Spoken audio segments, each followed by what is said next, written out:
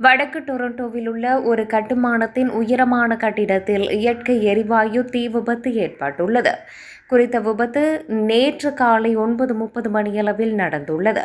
தீ விபத்து ஏற்பட்ட போது பல தொழிலாளர்கள் ஒரு அறைக்குள் இருந்ததாக டொரண்டோ தீயணைப்பு சேவைகள் தெரிவித்துள்ளது.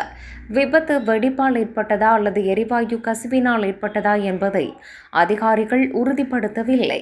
சம்பவ இடத்தில் 9 பேருக்கு சிகிச்சை அளித்ததாகவும் அவர்களில் 7 பேரை மருத்துவமனைக்கு அழைத்து சென்றதாகவும் துணை மருத்துவர்கள் தெரிவித்துள்ளனர்.